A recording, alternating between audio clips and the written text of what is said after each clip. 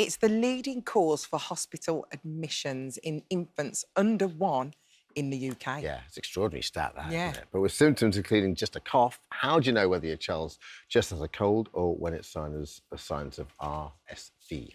Paediatric emergency consultant Dr. Ana Alcock is here to give us some life-saving advice Hi, today. Ana. Welcome. Hello. Anna, explain what RSV is, what does it stand for, and how do we even begin to detect it? Totally. Well, we're going into winter and RSV tends to be seasonal. So we tend to see most of it between October all the way through to March. So this is the time when we're going to have it around. Yeah. RSV stands for Respiratory Syncytial Virus. It is one particular virus.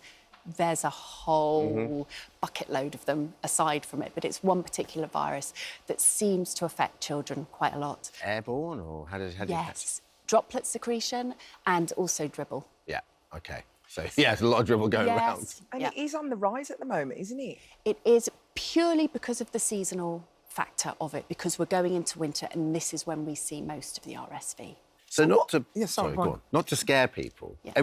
Most people are going to get this one time in their life, right? So it's not like it's, you know... We can't avoid it. Right. It's normal. It's completely normal. And 90% of under 2s have had it. 60% of under 1s have had it.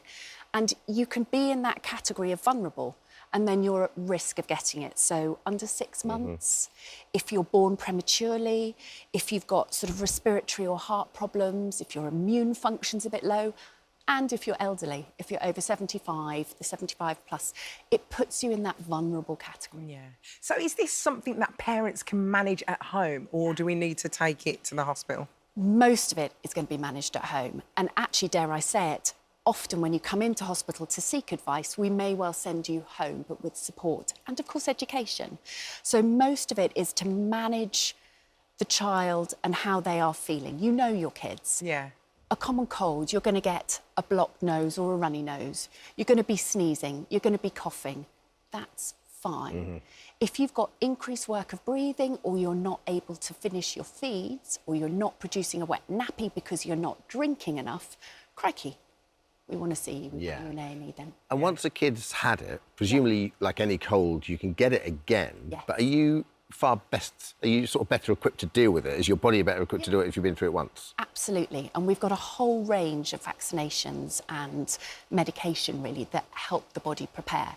So at the moment, there are 3 ways that you can sort of protect yourself, if you like, from RSV.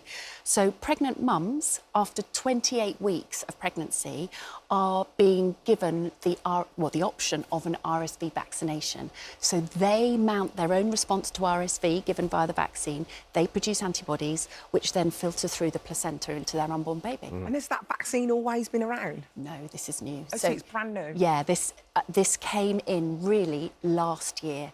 August, so in Scotland it was August last year, and in England it was September last year. And just for those pregnant women, so that their unborn babies then were protected for the first 6 months of life, which is when the mum's immune system can help protect the baby. Yeah. You mentioned 2, like you said, 3 ways? So that's number 1. Number 2, over 75s, you can have the same vaccine and can protect you. And then the third way is we can actually give a monoclonal antibody to children who are vulnerable. So the ones I mentioned, those who were born prematurely or maybe have respiratory or cardiac problems or weakened immune systems. So there's stuff out there. Yeah. OK. Anna, it can escalate, can't it? This can escalate to be quite a serious condition. At what point would we recognise that? I mean, is there any way we can see what it would look like? We've got a little clip, actually, that we can show you of a child who's breathing really fast, because we look for signs of respiratory distress from the nose, so nasal flaring, tracheal tug, using your shoulders to breathe because you just need to get that air in, and then sucking in of the ribs and sucking in underneath the ribs here. And it can look like this kind of abdominal breathing. So I think we've got a clip of it. You can see that this child is clearly working really hard to breathe. So that child's going to get tired. They're going to need support, potentially. Just so watching that clip, you feel like quite it's distressing, isn't it? Totally. Yeah. And then you just place yourself in the the mind of the parent watching that. There's such a feeling of helplessness. Completely. So come and see us. As you know, GPs 111 999. That child may well find it difficult to feed as well, because if you're working that hard to breathe, you don't have really the capacity to feed in the same way. In our experience, if you go to a hospital, especially when you've got a kid, they've been absolutely fantastic. You know, you get seen, you know, and for the most part, it happens at night. I don't know, when they were asleep or so forth. How quickly does this settle down after you've seen a doctor? Yeah, so with RSV, it characteristically gets worse between day 3 and day 5, or day 3 and day 7, depending on your child. And that child can stay coughing for up to 2 weeks, maybe even longer. But provided they're not working too hard, provided they're feeding, you're getting wet nappies, provided you're happy as the parent, you can stay at home. We want to see you when things escalate, and actually things like potentially working so hard that you're tired and there are apneas, there are pauses in breathing. Please come see us. For sure. And obviously the extreme of that is it can actually cause respiratory arrest.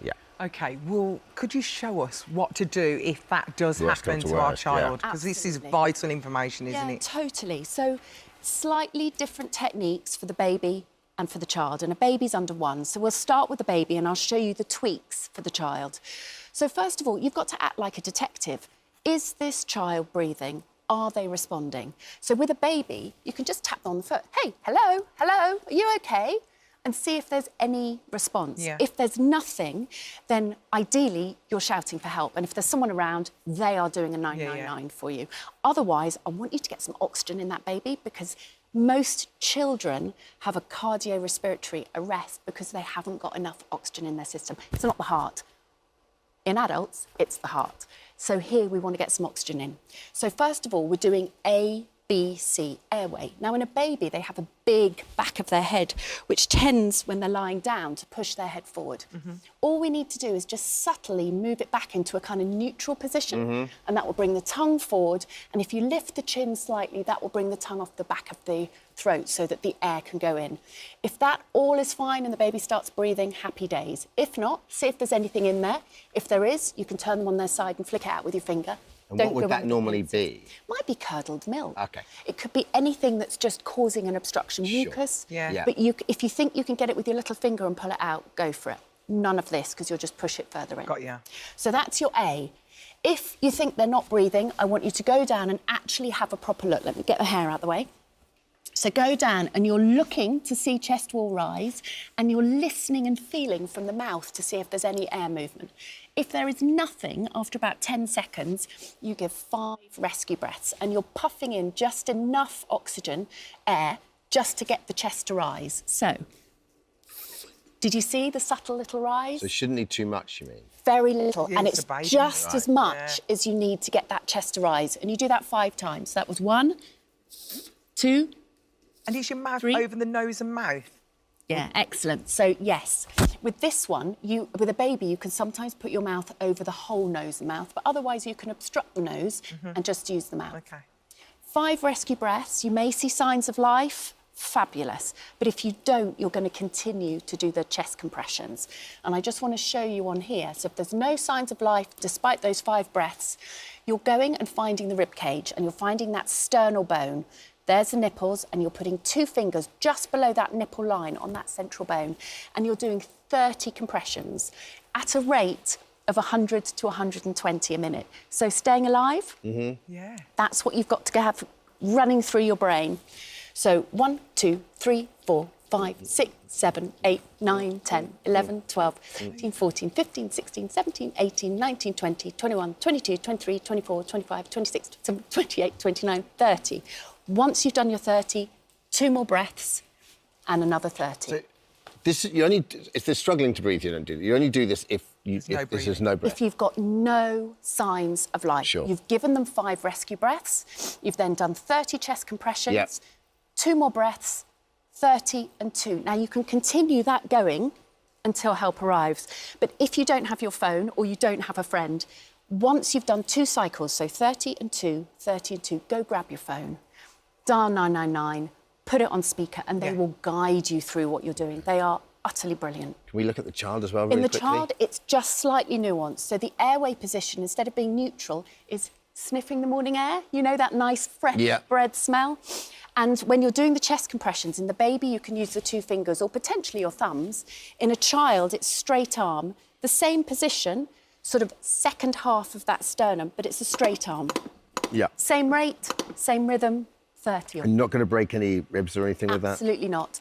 And actually, even if you did, this is a child that needs your help. Sure. You need to get that heart going. You need to get that oxygen in. Brilliant. Oh, Dr. Anna, thank you for that. Yeah, thanks. Incredible information. Thank you so much. Thank you so much for visiting our This Morning YouTube channel. We upload new content every single day, so go ahead and hit that subscribe button, and we'll see you in the morning.